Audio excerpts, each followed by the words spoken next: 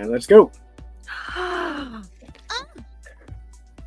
Hey everybody, welcome back to another all-new X's for Show, your premier media response show. I'm Nico. You guys can check me out at Nico Action. That's NICOACTION. And I'm TK. You can find me at TK Accidental. And that makes me Tori. You can find me online at SM Tori. That's Tori with an I.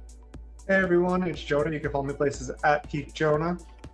And that makes me your producer, KEVO. You can find me at KEVO. Really, make sure to like, subscribe, and comment so we know what you want us to cover in the future. But today we are talking the finale of Team Pink. A lot of point drama this episode.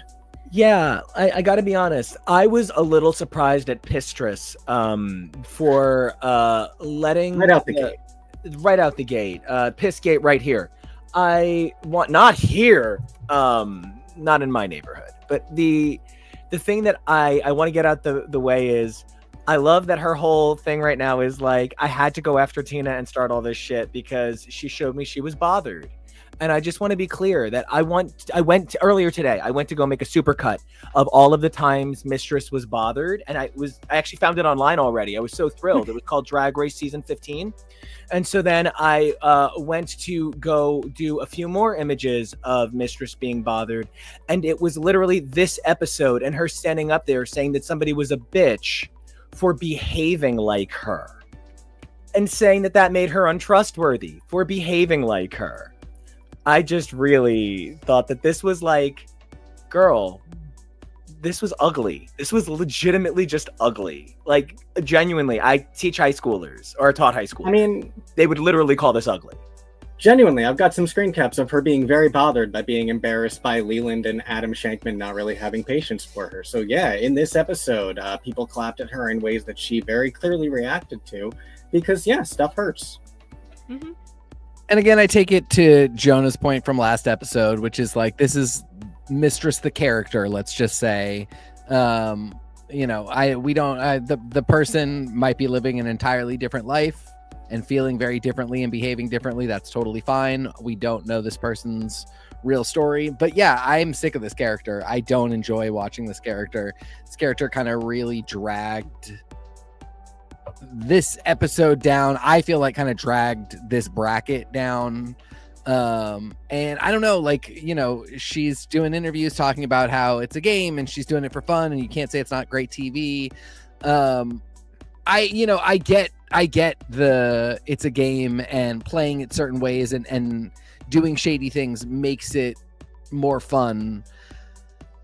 I get that is potentially a way to look at things. And I don't even necessarily always disagree. The bigger conversation might be, is this a competition where people ply their trade and try and show you the best of the best? Or is it a game?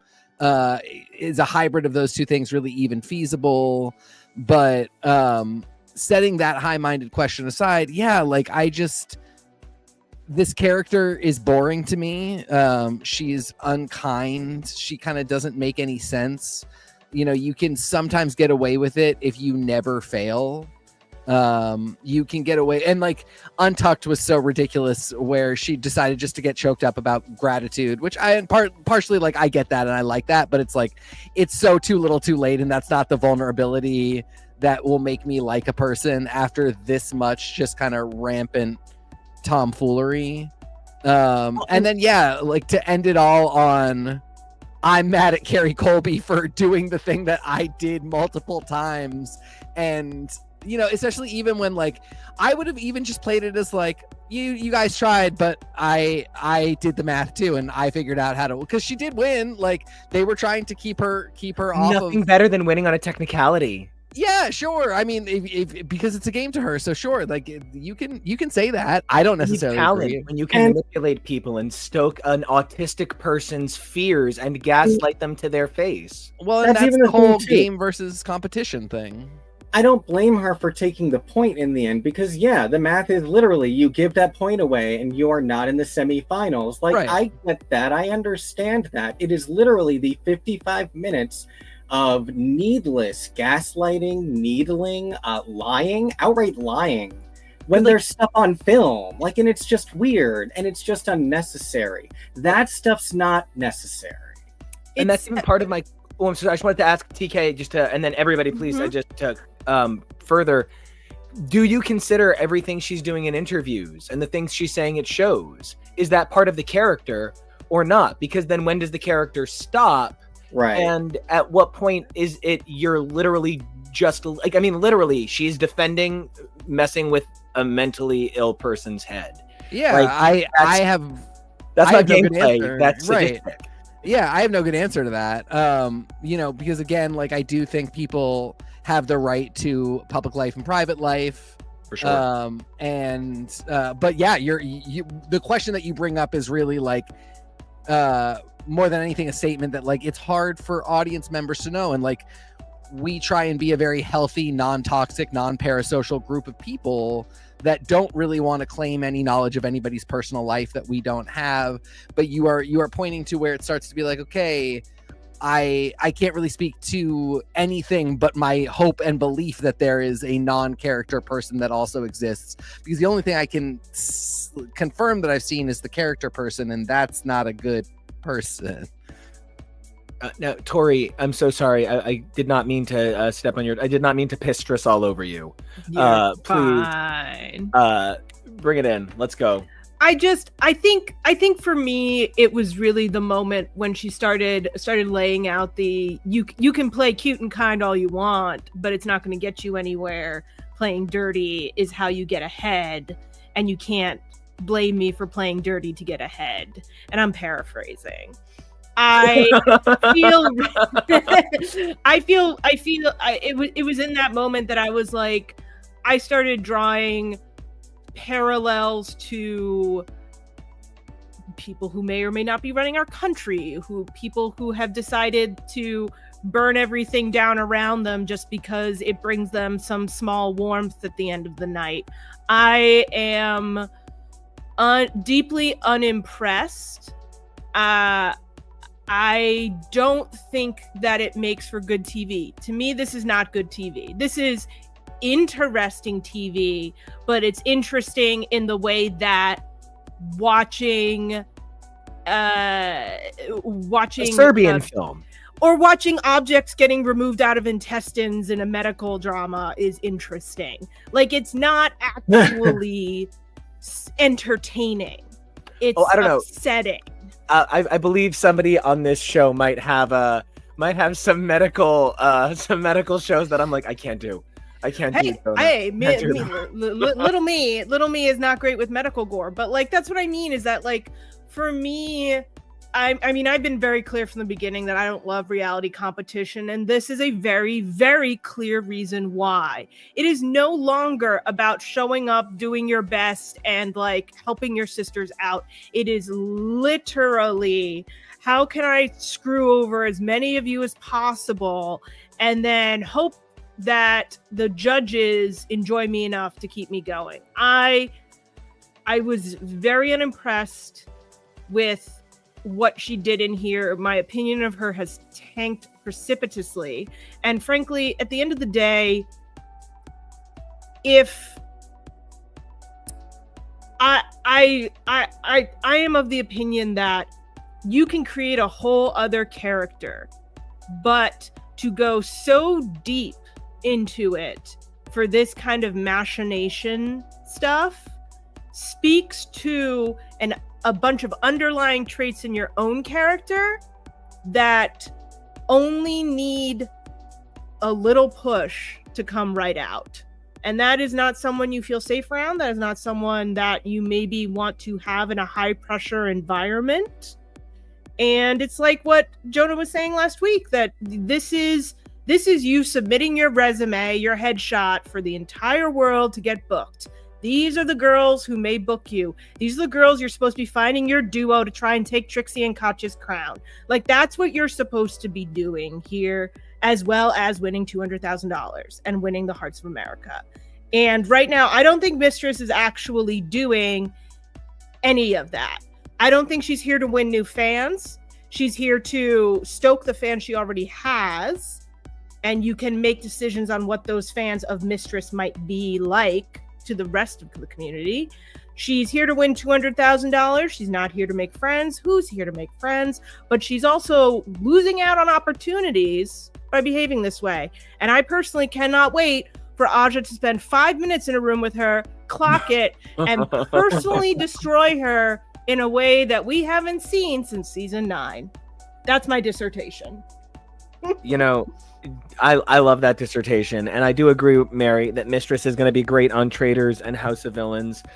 She will, and especially because she's, you know, looking all sorts of snatched. But speaking of looking all sorts of snatched, you know, Jonah, I feel like this has been a really wild ride for you, because your level of villainry that you're TV okay with, you know, not talking about people in real life, is a little bit higher than, let's say, my and Kevo's or Tori's.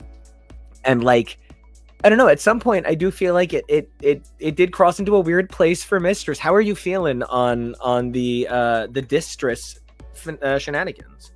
So, you know, we get to week 1. We get to them delivering the badges from not winning week 1, and Jorgeous and Mistress pulling a stunt to get themselves 2 points.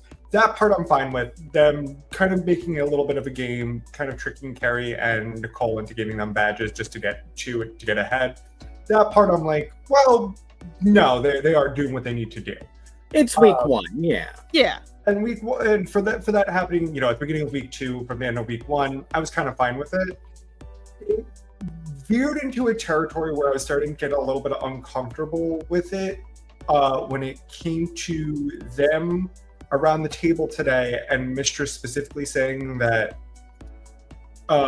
Tina was like had a plot to do the exact same thing.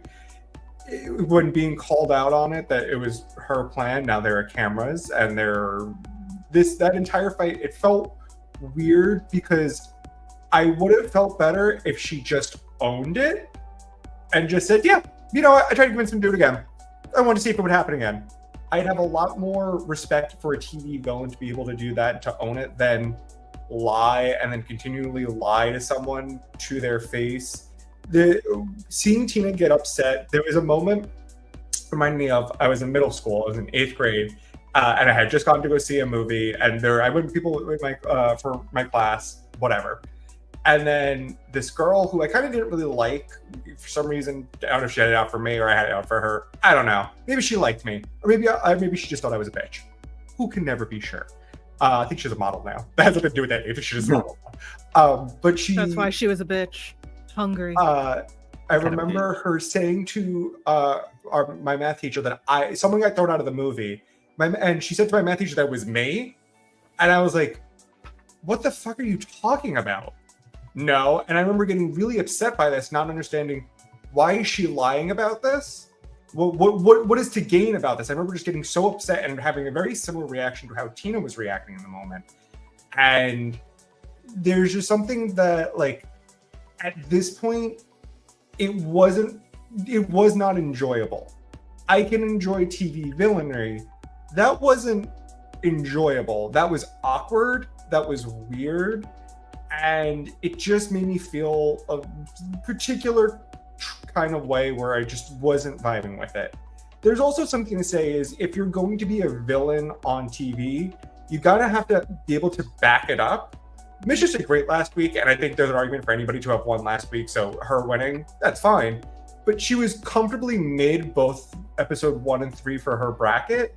And if you are going to be the person to want to stir a lot of this up, you got to be dominating what you're doing. She's not really dominating these challenges in a way that I can be like, well, she's backing up what she's saying, she's throwing it down. It feels like she's been middle of the pack. So it makes a lot of these antics feel in a way worse, because it's, well, you're not even dominating this competition. You're not pulling an Irene who won 3 weeks in a row. You won the second week when anybody could have won. And not to discredit Mistress's win, but it was a little bit of production stunt, rewarding Mistress for pulling a stunt the prior episode. And it's a half win. And then giving her the half point when they had those badges ready. And I don't, well, actually, I have a theory on that. I think that they are printing a sticker and putting it on really carefully, that's how they had the 0.5 ready. But like, I don't want to say something like weird, but like, first of all, I had my own that. her name was Blake, and in the 7th grade, she kept saying to me, they're canceling Buffy the Vampire Slayer. And I just kept being like, just so you know, Blake, it doesn't make me think that they're going to cancel Buffy. It makes me think that you need help. Maybe it's your parents' divorce.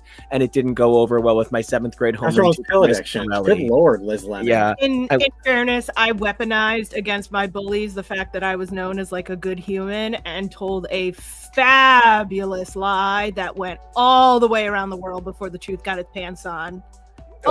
Never claimed credit. It was beautiful. I was so good at being like, you're coming for me because I'm gay and have illnesses. But anyway, so this our Pride Month? I wanted to real quick address Mary Dudo's comment. Maybe I'm jaded from watching Jackson Bravo or Abby Lee Miller on Dance Moms.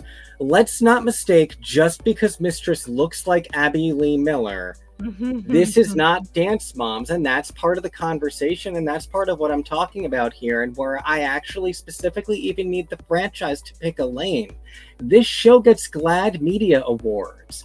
And if you're talking about we're having people on here that we reward who genuinely bully people with mental illness to the point of them like struggling, then this isn't a GLAAD Media show. And then that's fine, but that's where you kind of need to pick a lane, whether it's your character or not. If this show is saying, yeah, it's okay to bully people and lie and gaslight, that's not something that's going to have presidential candidate hopefuls on it in the future. And we need to be aware of that.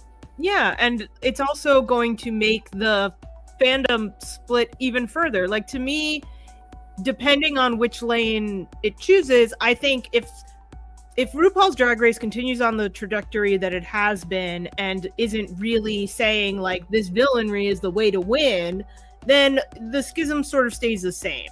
There are going to be the mean gays who want to see the villains, and there's going to be the rest of us who are like, we like everything. But if they start to shift closer to, let's get those mean gays going, because they're the ones tweeting, they're the ones calling people out, they're the ones providing us with free content, all of this stuff, then suddenly it's going to become a show that people are going to tune out from, that people are not going to be interested in, because eventually someone's going to actually do something that is actually offensive, not just to the people in the room.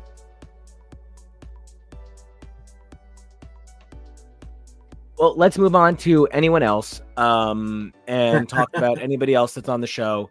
I can't believe how much the shenanigans, if I were Lydia and Jorgeous, I would actually hate Mistress with all my heart, because nothing made them look less impressive winning than being undermined by 3rd place pulling shit. I mean, this really is like really unbelievable, because number one, I actually hate that Jorgeous benefited from so much favoritism this season. Like, first of all, Jorgeous is super talented and she's at the top of her game. I cannot believe that this was the worst fucking Rusical in a really long time. It was 3 dance songs. They were terrible. They were formula. I liked this. I didn't like the songs, but I liked the plot. I felt the plot was really strong. It was quick and inoffensive. Okay, yeah. The Cam Jansen plot of this, the 3 pages of 2-year-old plot, it was fine. Yep. Oh, Teak, try again. I just kind of, it was, you're right, it was 3 numbers, which is kind of perfect, but also it wasn't a Rusical. It was 2 teams getting a number and then a combined number. Yes. It was so weird to call it a Rusical, and then the script has to be 3 pages. It just was. I thought it was a perfectly fine option to make everybody do a song and dance number. But then it wasn't a Rusical. Then it was just a girl group challenge. It was. I think girl group challenge, I think, is probably the way to go with it. It was so odd to me. I kept waiting for more to happen.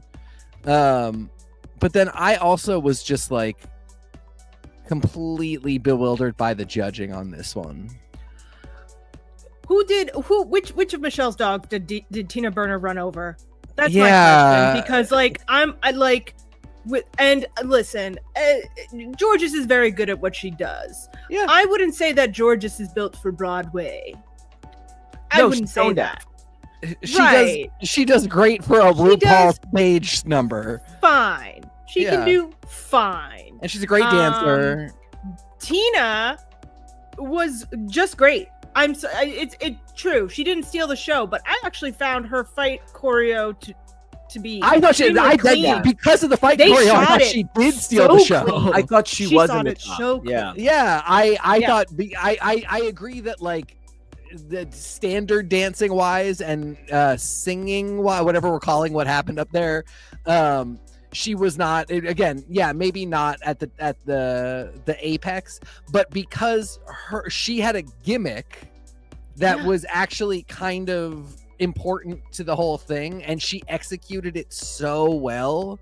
I thought she really stood out. I thought it was if you want to say that Jorgeous and Lydia were the best, I kind of don't agree, but like by a small margin, and that's not what I would award. But to do the Michelle thing and say, I lost, you were amazing, but somehow for reasons I can't quantify, describe in any way or point to, I lost you.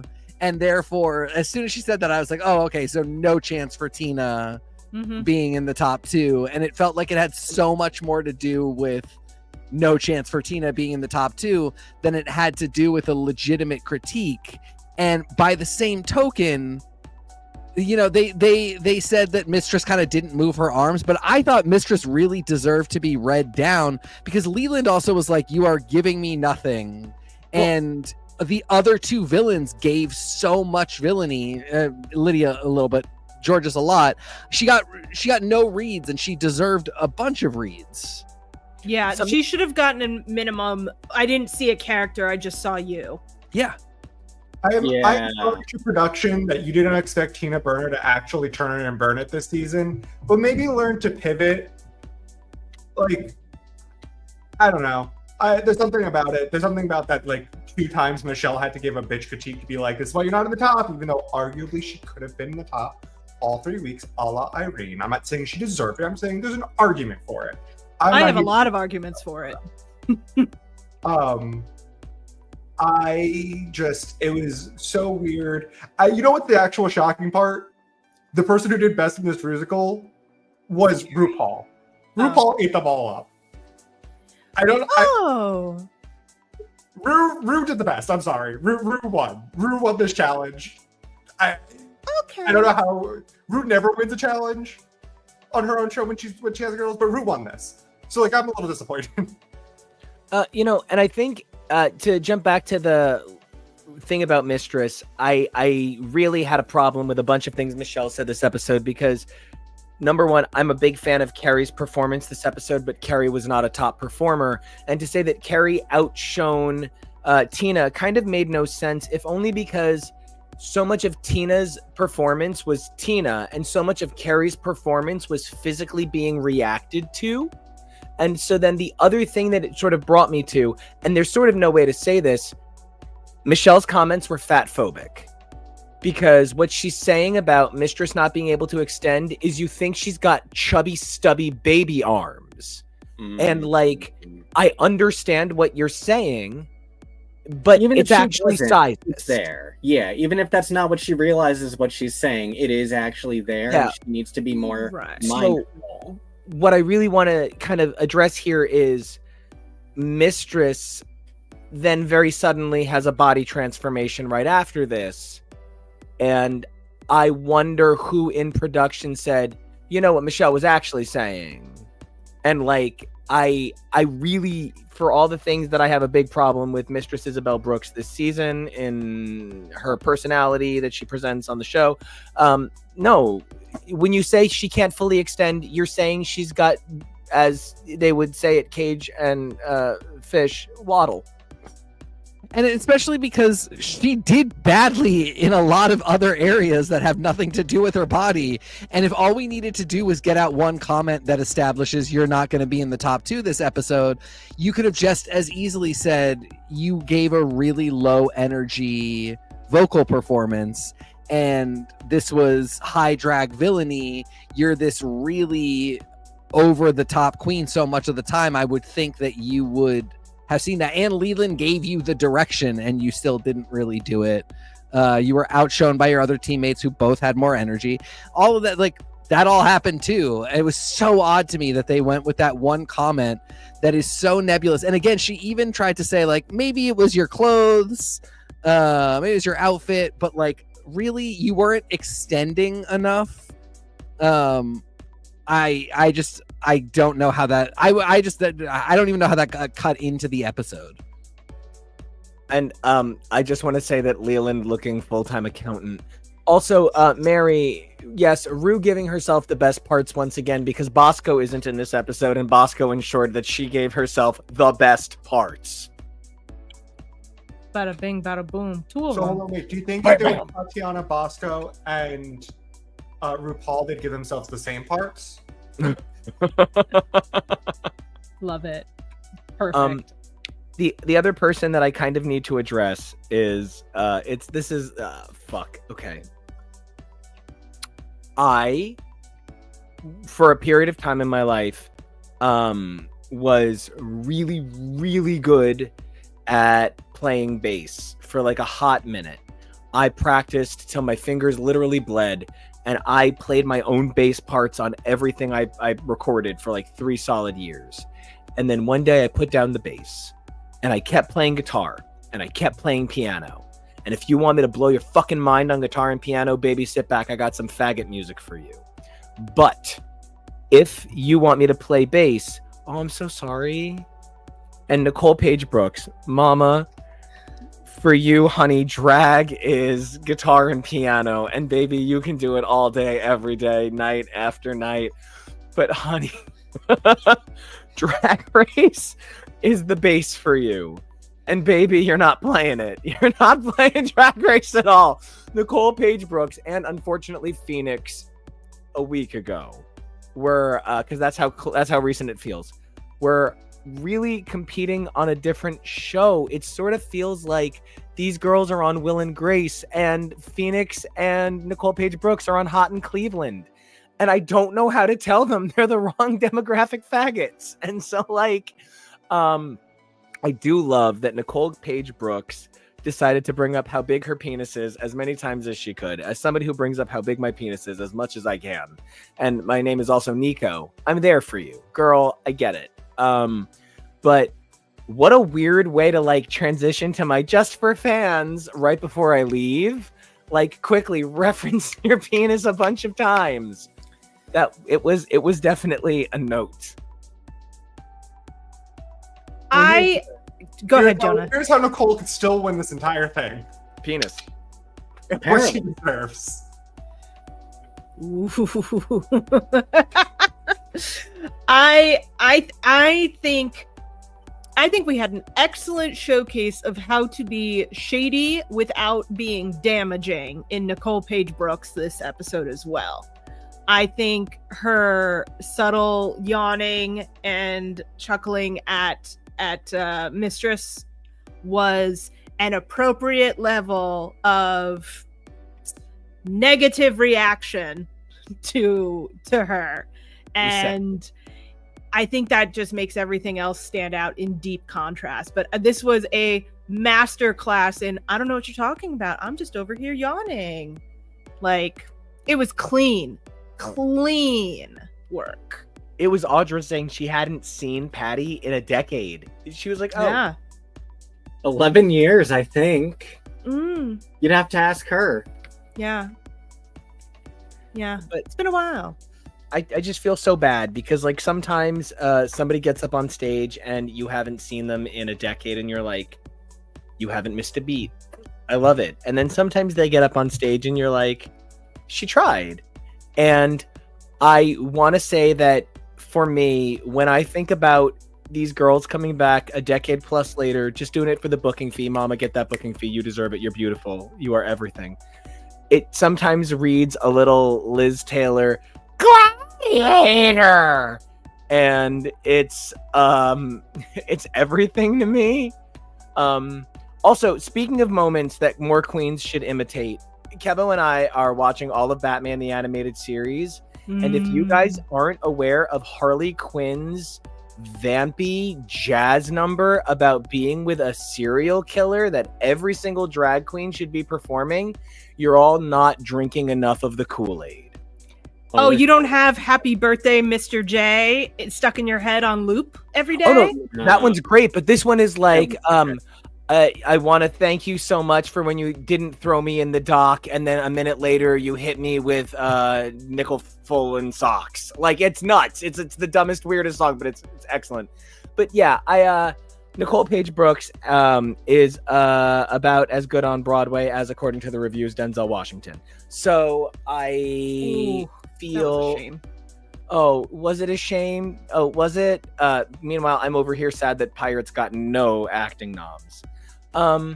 Yeah, Nicole was not built for this challenge, but neither was Lydia. I genuinely also thought Lydia was kind of terrible in this. Terrible. She felt uncomfortable. I love Lydia, and like, I am a Lydia convert for life. Lydia stand for Evs. Lydia could be somebody on the judges panel, and it would never bother me. And I thought that this Rusical was like, absolutely, it was her undoing. I thought what Adam said was going to just go in a different direction, which he was like, you know, you had some difficult stuff to do and you always said yes. And I think sometimes the other side of that is, and that doesn't mean you did well, but it's really cool that you never said, I can't do it or no. You just took the direction and tried, which is what I saw on screen. And she didn't say no to anything. She didn't complain, but I didn't think anything was that good. And again, like, so forgettable compared to Tina, because that choreo, like, once Detox had walked on chairs for the first time, that gimmick was just kind of done on Drag Race. Like, and it's also been done before, so it wasn't that special to begin with. But like, we've seen it before, it wasn't that special. Once you see animated plastic do it in Mugler, what else can be said? I mean, you know, I think Lydia is great. It's not necessarily even her fault. You could argue like she just didn't get given a lot to work. I know you love him so much.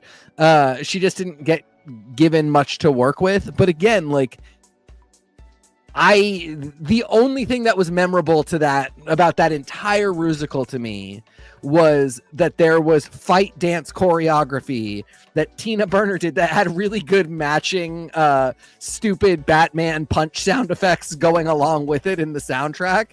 And they figured out the camera angles to make it look good too. Like, they set it up like Tina's crushing this. I don't know what the rest of you are doing. I would have even had the drama be, it's not fair that you got this part that actually stands out automatically unless you screw it up.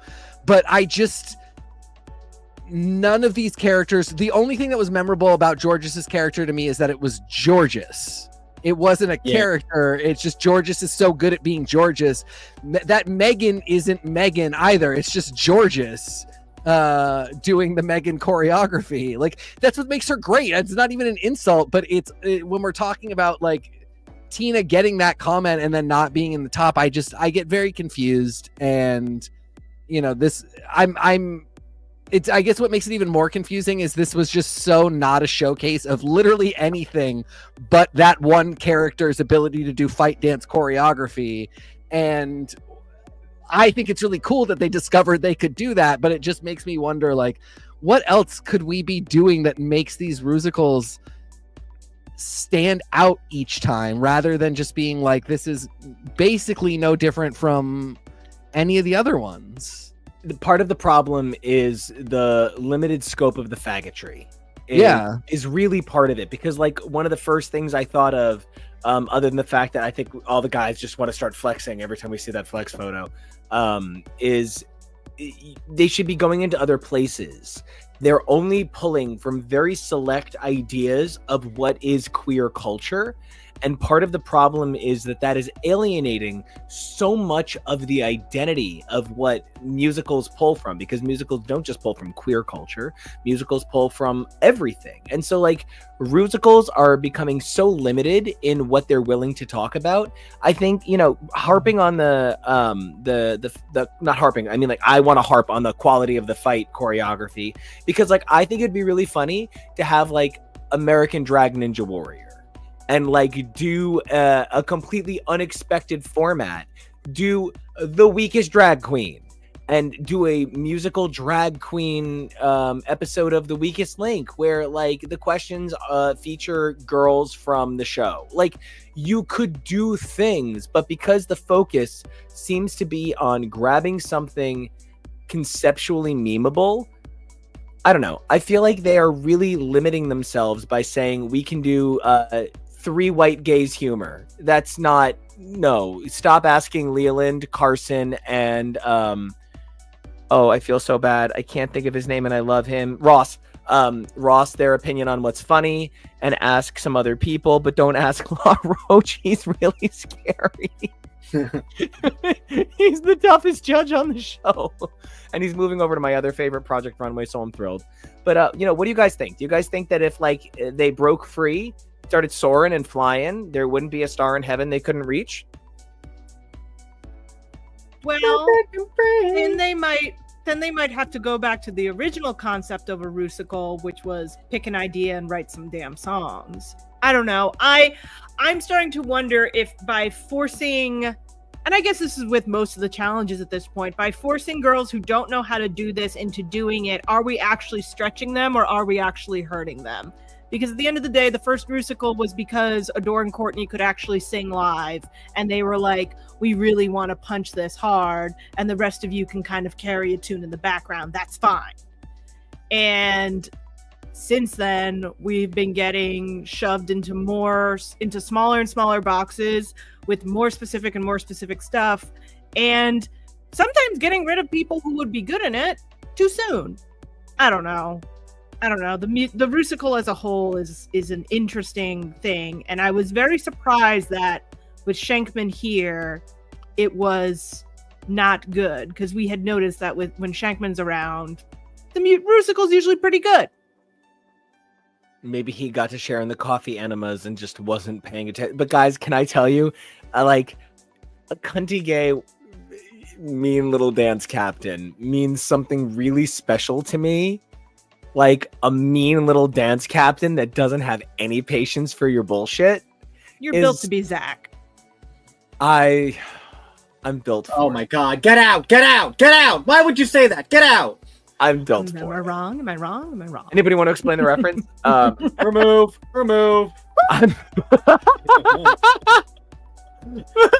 So You in the mirror. I love a mean little dance captain more than anything. But can I tell you, when he started like kind of doming them, I sort of forgot what it was like to have a mean little dance captain, and like kind of like my insides churned for a second and I forgot. It's interesting because these girls are used to producers, not dance captains.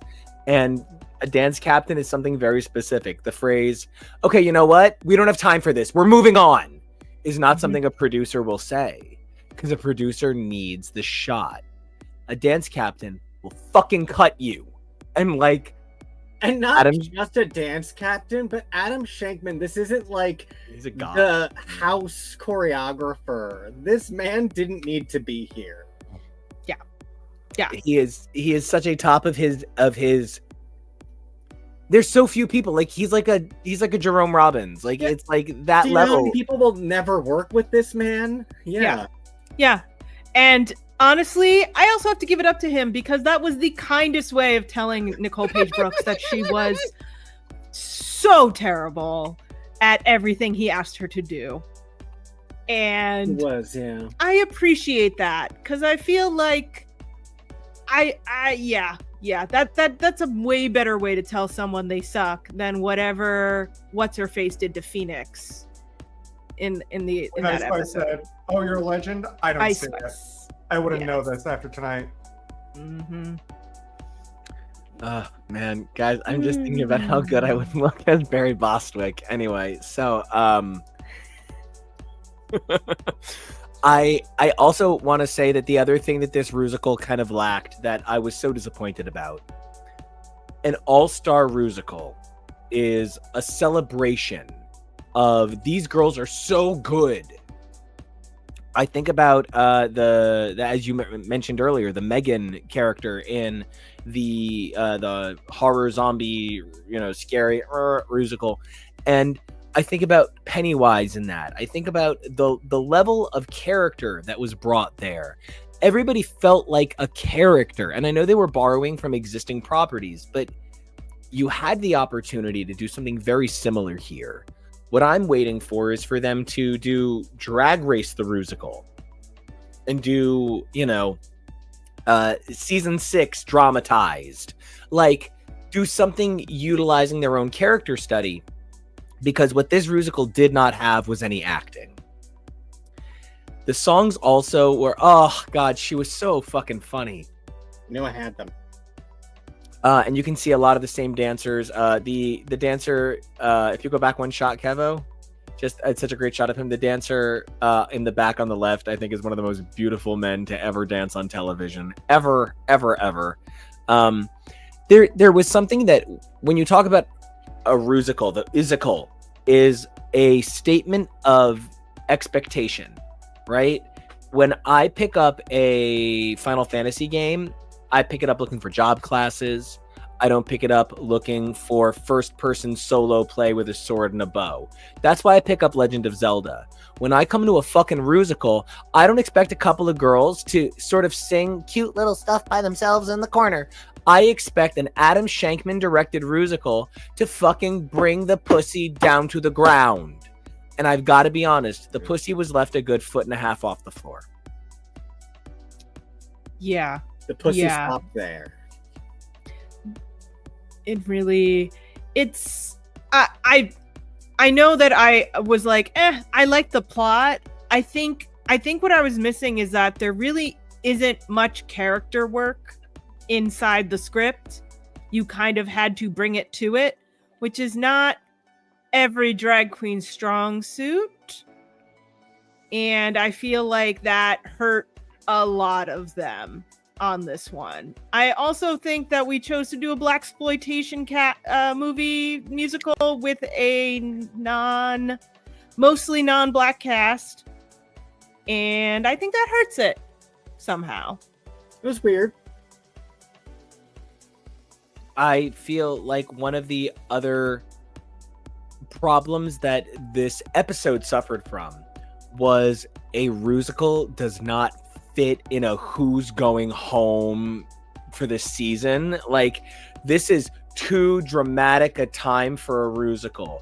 Yeah. It also doesn't fit just 6 people. Yeah. Like, you don't do an what you say moment in the mall episode, right? Like, that's too much happening in one space. Yeah. You have to spread it out. And I'm purposely choosing kind of like, dramatic moments from the history, but like, if Roxy's confession of her traumatizing childhood incident had come in the same episode as exploiting Tia Coffee's loss of a family member, it would have been like, wait, which girl's sob story do I give a shit about? Like, it gets to be too much. You only have so much emotional room.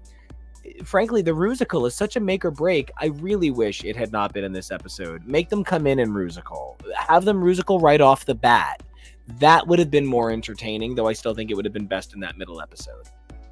I think the Rusical would be best at the start of the semifinals because it's 9 girls. I love that. And then, it can be it's 9 girls who have kind of been put through their paces a little bit. But yeah, I mean, this is, as you mentioned, this is essentially the girl group challenge, so that's fine. This as any number of different girl group challenges. I think you could even do like it's girl groups good versus evil. Like it really could have been like, it doesn't always have to be like, oh, you guys are bewitched and you guys are I like my dad. We don't have to get that specific. Sometimes it can just be girl groups. You guys are flowers and you guys are pollinators. Like it just. I thought you were saying you guys are bewitched and where I dream of Genie, and I was like, yeah, it's always that weird and complicated, and I don't know why. And you guys are charmed. The Nick at Night Rusical. I mean, this actually, this is a great pitch, and now I'm kind of into it. But I do think we could go simpler. I just want to say, Mary Duda, Mary, you are like my new absolute favorite judge on this panel. You're going to replace T.S. Madison. Mary said Kerri is the only black girl on this bracket, and it doesn't help that Maddie was the OG for this bracket with a rap in this particular Rusical. You know, I love reminding myself that RuPaul, as the black voice of this show, as the owner, RuPaul's blackness extends to the show, and what Ru wants to do with her art is beautiful, and I'm here to support it. I am enamored of the fact that, for the most part, these girls are staying away from nightmarish early mistakes of AAVE performances, putting on a little too much during like reads and stuff. Like, I really love that even if we are absolutely problematically and uncomfortably in a position where, you know, as I was called out earlier, I can't get over the fact that that one dancer is a little bit thicker. I think it's the fucking hottest thing in the world. But it was pointed out to me that that man is still like a size 28 and everybody should shut up. You know, as much as I love that is progress, and as much as I love the progress of nobody using AAVE in an unfortunate way as white people, I do wish there was a little bit more melanation to this bracket. It's just, it would be a little bit more comfortable with the number of challenges. Speaking of considering what we're also heading into, it's just hard not to notice, especially in this style of team dissemination. Also, Ru looks so fucking fabulous here. I hate other things she's worn. Yeah, very Christmas white and silver, you know. Disco picnic? Yeah. Winter disco picnic. I love that. I only wish that the wig was a little bit further down. Mary, you stop it, Mary. Okay, Mary, you I don't know who you are on production, but if you're just fielding ideas past us, honey, we're here for it.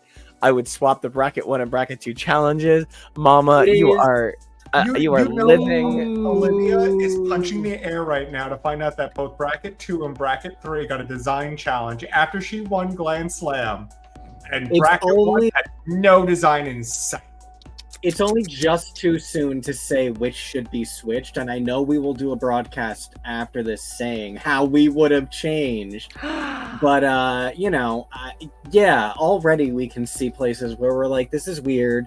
Again, are we going to have no music challenges in the next bracket, or is each bracket going to have two music challenges? I think each bracket will have 2 music challenges. I bet it was written into the contract. All of these girls probably make the beaucoup de bank. What if you're wrong? On the back end. Like, first of all, I would fucking give up an international season a year that I'm allowed to watch. And one of the years it can be America. I don't care. You guys can take season 18 from me. It's fine. To get to watch like a season that is just the girls playing Mario Tennis. The girls doing Price is Right games in their backyard. Like, I just want to see the girls have a good time and continue to compete for money.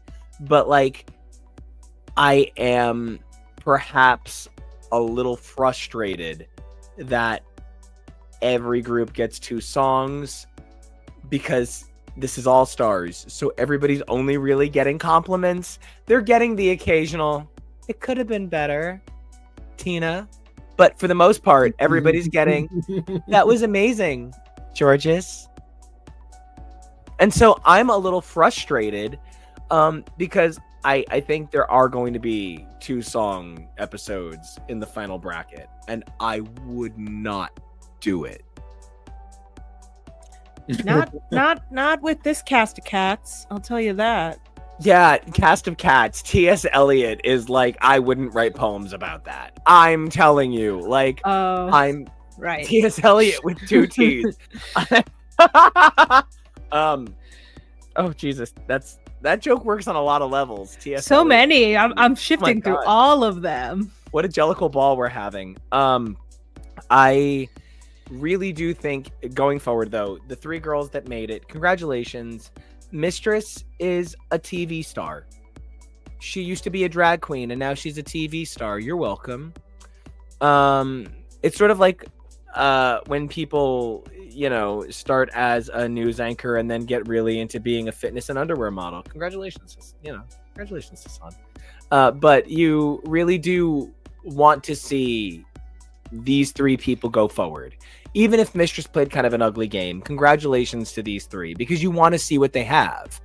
I know that I would like to see Mistress not be a villain per se, because I think she's got a lot of talent.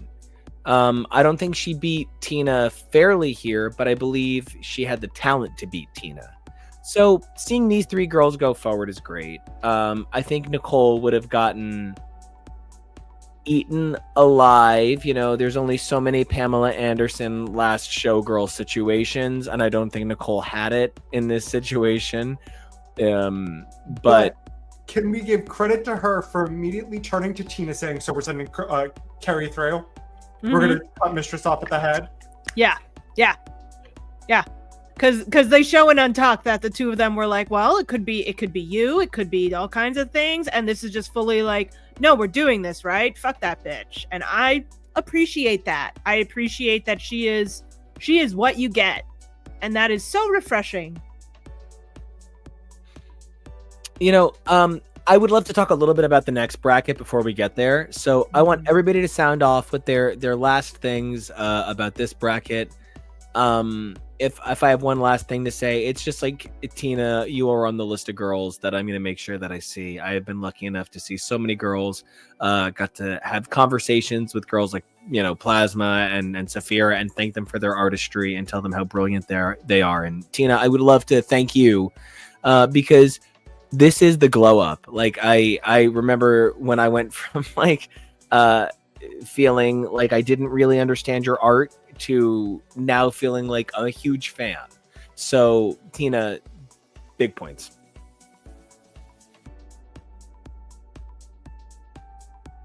I love listening to my music, but guys, any final thoughts? I'm going to my I was going to let us go down the line, but okay. So TK, something you love to do. Let's go down the line.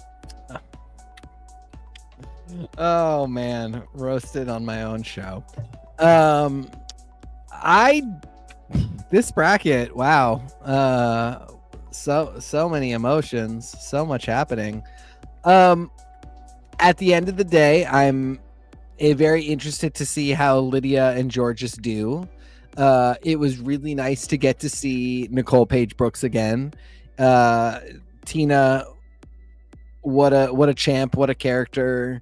Kerri, I feel bad because I keep looking at Kerri and going it doesn't matter, you're just beautiful. All that matters is that you're the most gorgeous person on the planet. And she is very talented, but I just don't feel like her talents are suited to the Drag Race competition format. And again, this would be the longer discussion of is this a game where we do game Big Brother traitor shenanigans, or is this a show like Project Runway, Top Chef, where you come in and try and show that you are the best at your craft? And so, I don't know that Kerri shines her best here, but she is so gorgeous, so dynamic. I really get how and why she is Sasha Colby's daughter, and why Sasha Colby would see something in her that is just star quality, for lack of a better term. And I really do hate that term. Those are the people that I really want to stop and say something about, and who I was really fascinated to watch and enjoy. And anything else, I just think, TV is TV, and that excuse only gets you so far. I can't believe you just said you hate the phrase star quality when I would have cast you in my personal version of Evita as Che. So there it is. I'm sitting here. I'm star sitting here. Quality. I'm sitting here, singing it in my head.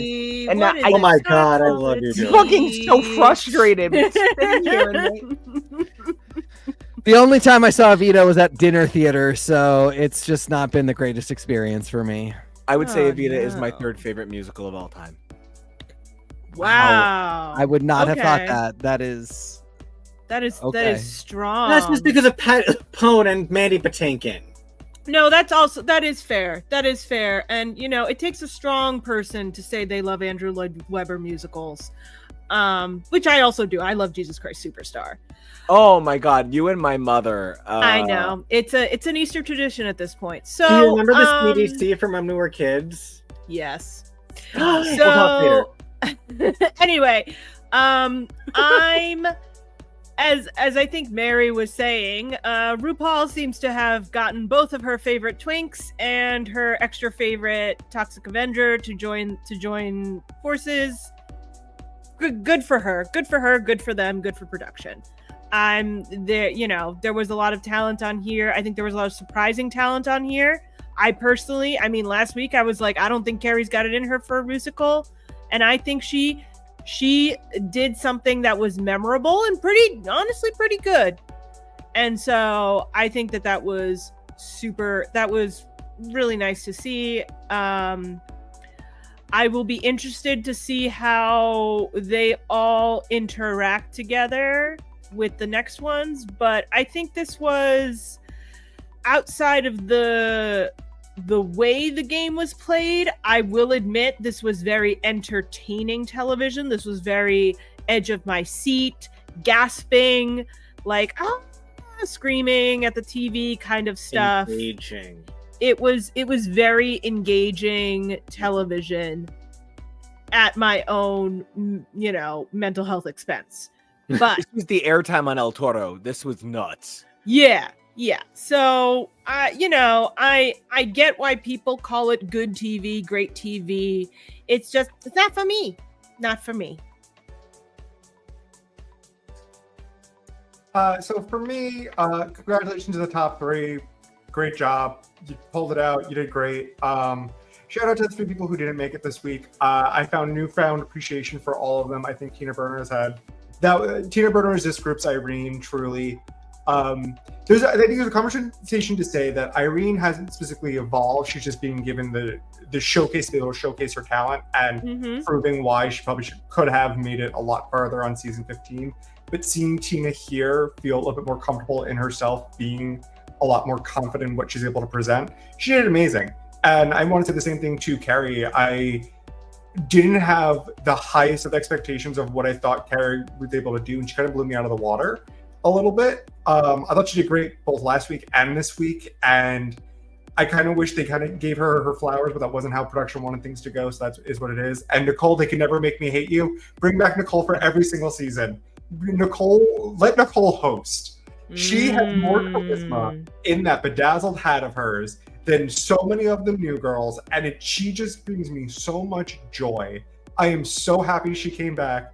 I love that she's like, I got a point, I'm gonna win, I'm in the lead. I like just number 1. Literally with luggage, carrying. I love her. I truly have no idea how the next bracket will go. It is such a random assortment of girls. I do not know what will happen.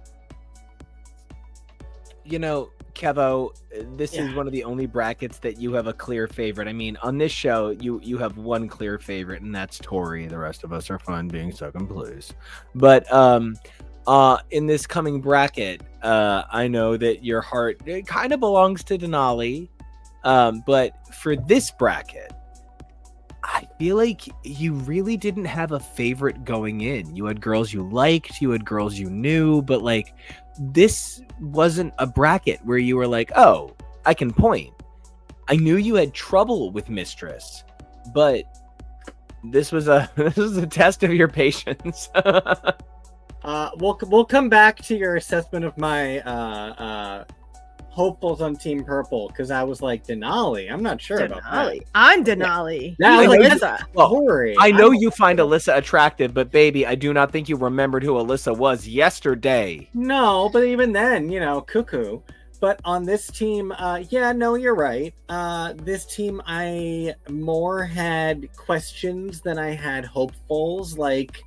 Not a huge fan of Mistress. Why is Lydia back? Why won't Jorgeous does she have squatters' rights or something? But the 3 girls who did not make it on, I'm really, really sad, because it was really good to see them. And I sort of feel about this the way that I felt when we were watching season 20 of Project Runway, which was an all-star season. And they pulled most of their talent from the later seasons, and most of the people that made it to the finals were the later seasons. And it kind of felt like I just saw you. So that's even part of where I'm coming. I love with all her, but that's even where I'm coming from on this, where I'm like, oh, I really wanted to see more from Tina. I really was excited by the hope that Kerri was actually going to move on. I even loved seeing more of Nicole and would love to see more of her interacting with the franchise and getting to evolve. So yes, they did do Kara-san dirty. Shout out to the designer for the Descendants franchise. But, I would love to see more from those girls specifically. And, that's not always the spirit of the competition either, But because so much of this frequently feels produced and feels like a choice, I question the choice to have it be such recent girls for this bracket to be the ones that are moving on. And, but, we'll see. We'll see how they go up against Irene, Bosco, and Aja. Wow. We'd been saying Mistress against Aja, but against Bosco or Irene as well. I don't know, guys. I'm looking forward to the semifinals now for sure. I just want to say really quick, Mary, you maybe don't understand that Kara-san is like literally, if I were Cardcaptor Sakura, she's my Kira. I love her with all my heart. Kara-san keeps me warm on cold nights. I love her, and so thank you so much for saying they did her dirty, because she might be the greatest designer of a generation. She is the voice of a people. Anyway, I can't do this again. I can't get this mad on air about Kara-san again. But thank you for touching a magical moment for me. Speaking of magical moments, KEVO, you really said something that made me feel really excited about what we just saw and how it might go forward. One of the things that you touched on is the fact that these girls in this last bracket were so recent, with the exception, of course, of Nicole. And there is a super focus on the girls that were recent moving forward. But actually, Aja is almost a decade ago. And then Bosco is Bosco was 13? 14. Okay. So, yeah. I thought she was 13. I see where that's a little closer than I'd like. Oh, that's, Yeah, I'm going to lie to myself. I think it's just one of those. I think we just keep coming back to this idea of that there should be a growth differential. We should be able to say there's your original season version, and there's your All-Stars version, and then there's your versus the world, and then there's your like we need to see definitive evolutions. And when they come back so soon, sometimes it's tough. I personally don't think, outside of money, Mistress Isabelle Brooks has grown.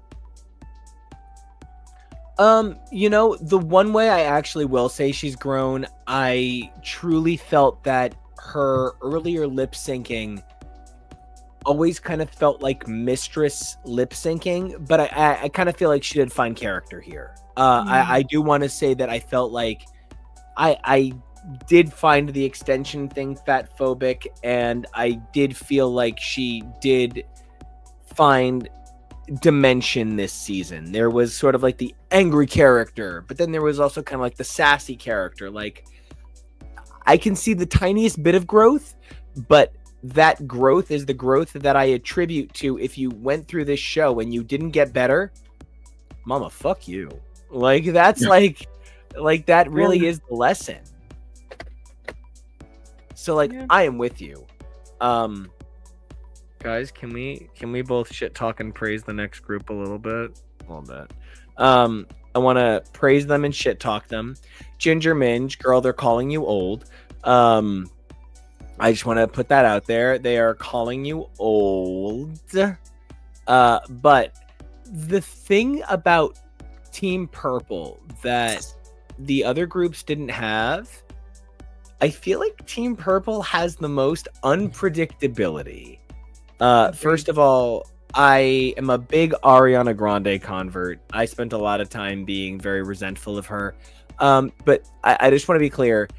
Those of you who understood when the show was on, I was like an enormous Hannah Montana fan.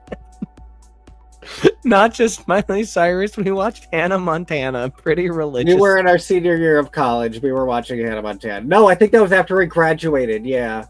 I am a pretty big fan of Miley Cyrus to that end.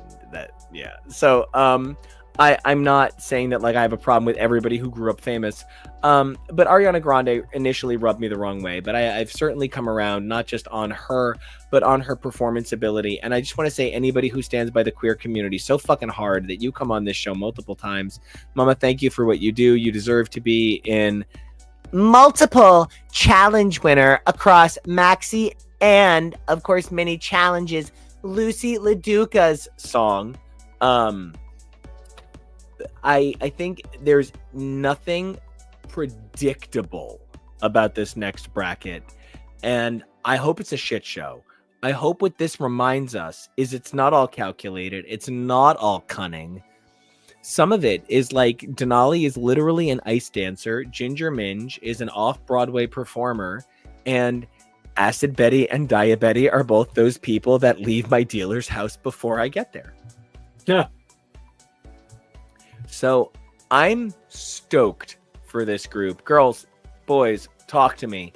How are you guys feeling about this crowd, which I got to be honest is basically the Hamburger Mary's Bingo crowd? I'm excited for them. I love me Denali. I love me Dia Betty. I'm so happy that Acid Betty's back. And I love Cuckoo. Cuckoo makes me happy. I don't think Cuckoo's gonna make it, but she makes me happy. I want her to make it. I agree, but realistically, yeah. I too am a giant Denali fan. I'm super excited to see what she's bringing. Ginger Minge is my kind of like genre of queen, so I'm excited to have her back in my life. I'm one of the people who was very, very, very surprised when Acid Betty got knocked out in her season. So I'm amped to see what that brings. But I have apparently forgotten that she was not a nice human. I don't know. I'm gonna have to rewatch because I just remember being like, I think she's a really great drag queen. Why is she suddenly gone? This is crazy. So I might need reminding of that specifically, but or just see how she now, and maybe that's right now. Yeah, maybe when there's not a Bob and a Thorgy and other people around, she's just like, oh yeah, totally chill, definitely nothing crazy going on here. Or she'll be worse because they scared her.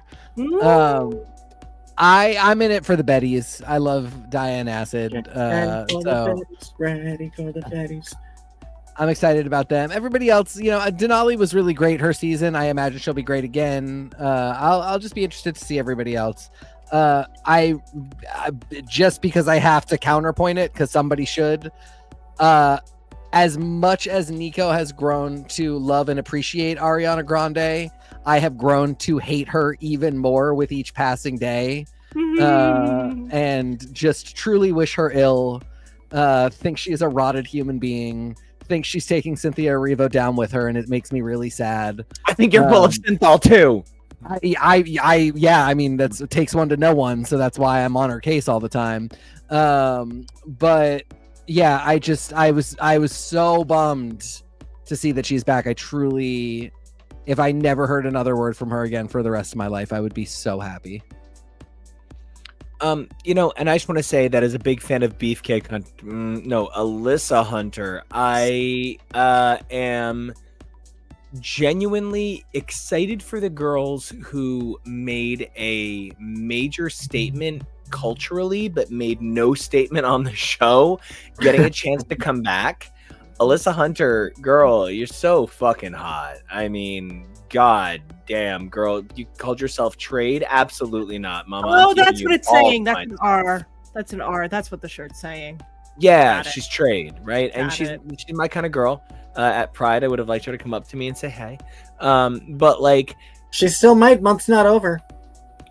But the thing about this that kind of stands out is, Mama, you're trading on being sexy, and that's so cool and so hot. But like, we already knew you were sexy. Why aren't you trying to say something a little bit different? Ginger Minge, we already know that you are the consummate performer. I would have maybe appreciated an introduction, because we had the little announcement about everybody. I kind of felt like Ginger isn't offering me anything different. Alyssa coming back at all is offering me something different.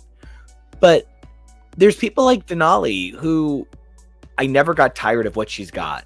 I want more of what Denali's got. And I am completely illusioned by that shirt. How does it work? I can't see the invisible strap. End of the day, we've got 3 weeks left of like basic training. And then we've got I guess like 3 to 4 weeks of deployment. Acid Betty always feels a little bit like a Max Headroom character. But the bigger thing that I am wondering is, are they saving Snatch Game for the complete group put together? Are we doing so? What song challenges are left? Because I cannot believe that Ginger Minge would sign up and find out that Jorgeous is getting 2 songs, and find out that Bosco is getting 2 songs. Right. She would not walk away without 2 songs with that set of pipes. So like, what fucking songs are left, you guys? They could do an actual girl group challenge. They could do the bitch, I'm a drag queen again. They can do.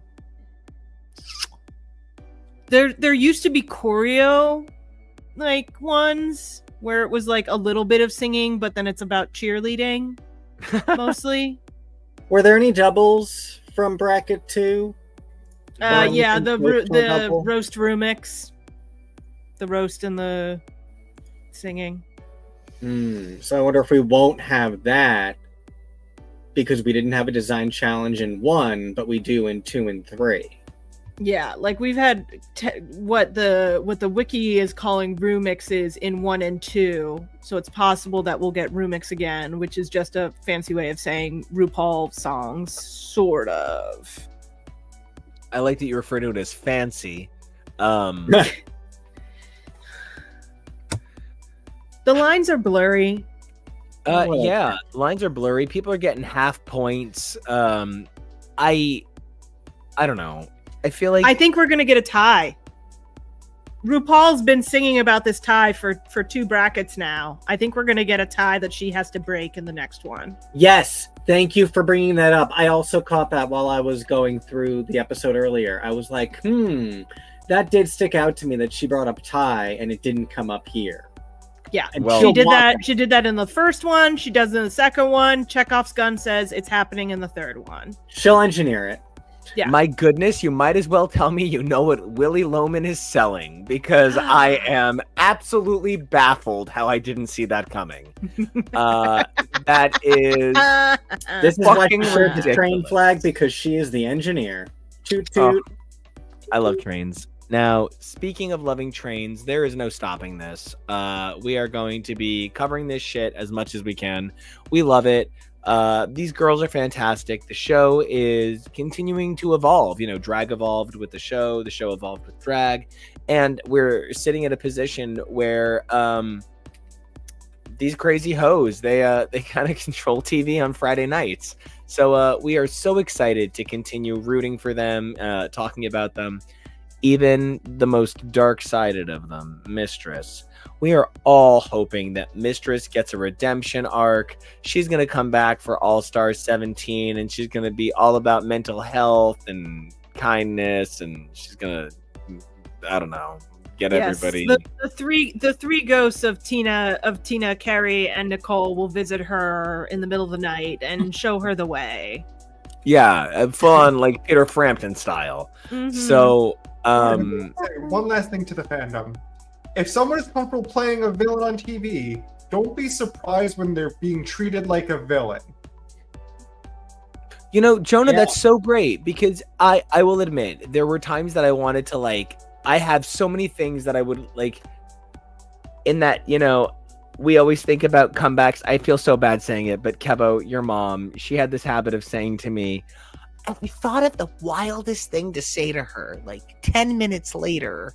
And like, we all devised that brilliant comeback a little bit later. I have so many that I would say to Mistress. First of all, that bitch does her makeup like she's Brack on Space Ghost. And like, I would start there, which if you knew me, you would know that that's a huge compliment. But there's so much about this show that I feel like we need to kind of take a step back and have a, I'm so sorry guys, I am laughing at the fact that I brought up Brack yet again on this show. So anyway, it's your Krang, it's your Tina Fey's Krang. So yes, exactly. But you know, you kind of build up the things you would say, but like at the end of the day, these people are not just real people. They are real people who choose to put this art out in the world. And so like, when you do see a girl and she's playing the villain, it's easy for me to get riled up and to get shitty and to want to like go fight and to want to like say mean things and call her Brack. But like, the real truth is she's making the art that I'm responding to. The real truth is she's playing a role.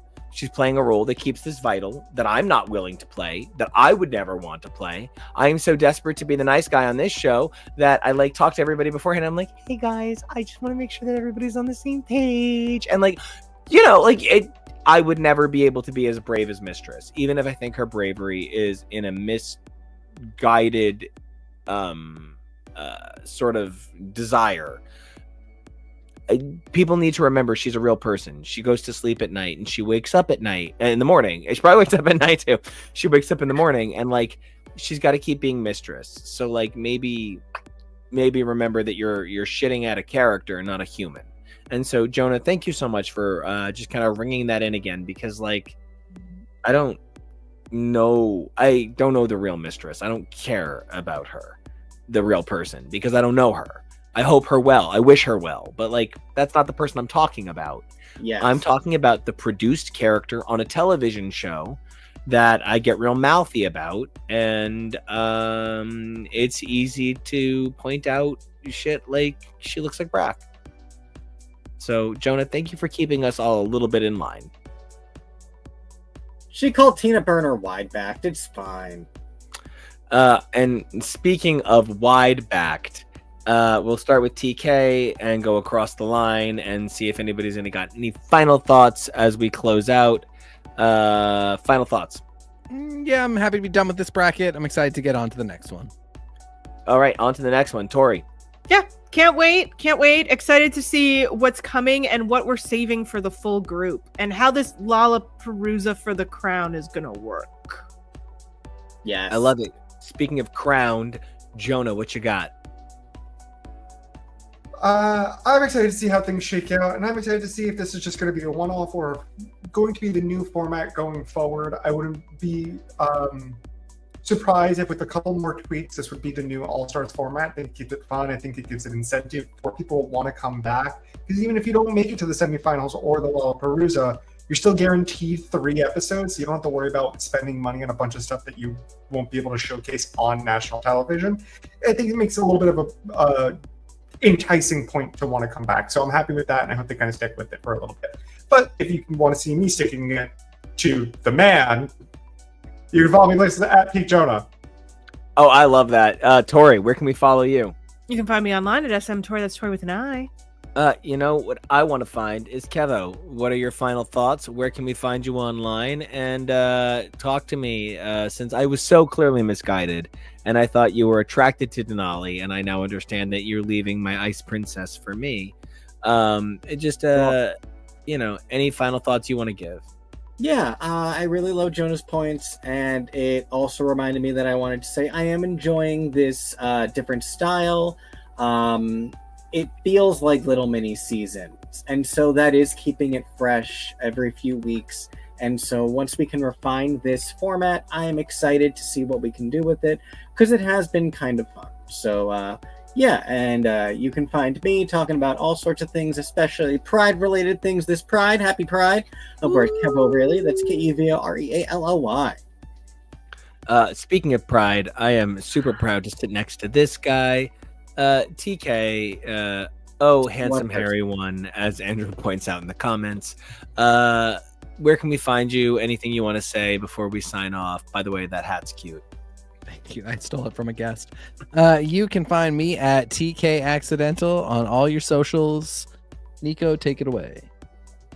Nico Action, NICOACTION. The music in the background, Nico Action Music, NICOACTION MUSIC. If you guys want to check out all of this show, please be sure to like, comment, and subscribe on our podcast feeds as well. That's X's for podcast, where you can check out things like X's for show, X's for comics and the Billy Club and more. If you guys want to check out X's for show, that's over on HTML. That's Husband Talking More or Less. You guys can check that all out over at cageclub.me. However, don't forget that this is the real feed here over at YouTube. It's the real one, and that's X is for show. You guys should like, comment, and subscribe on that because we really appreciate it. But there's 3 things you guys can do for yourselves that would mean the world to us. Number 1, please stay safe. Crazy, spooky world out there. Number 2, please be brave because we love you, who you are inside, what you present. It's all amazing. However, the 3rd thing, the most important thing, evolve daily. Who you were yesterday, fantabulous. Who you are today, spectacular. But who you are tomorrow, that's the real dream. And we can't wait to be with you there. So until we come back tomorrow to possibly talk about Doctor Who or whatever we're doing, you guys should keep tuned to us because we think you're great. Bye.